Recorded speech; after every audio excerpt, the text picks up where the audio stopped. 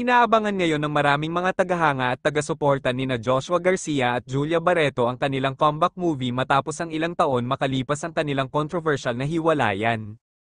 Makalipas ang maraming taon, tila napapanahon na rin na muli silang magsama sa iisang proyekto. Matagal itong hinintay ng kanilang mga fans at tila hanggang ngayon ay kahit sino ay hindi pa rin nakakapag-move on sa dalawa. Na-miss niyo isa't isa? Shit. Ay, wala ka? Oo. And miss ko yung mga tawanan namin. Diba? Hindi lang kami, I mean, lahat tayo, di ba, sa set. Oo, masaya kami lahat sa set. Sobra.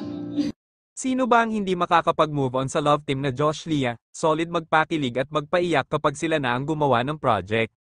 Makikita sa kanilang mga interview nila na parang ang dalawa ay may pagtingin pa rin sa isa't isa.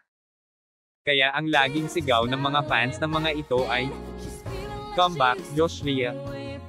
Please, Gerald, mag-cheat ka na baka pasalamatan ka pa namin."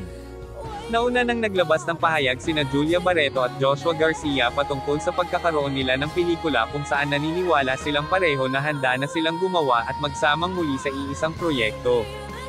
Hindi, alam ko mangyayari to. Okay. Yeah. Pero may tamang panahon, may tamang story.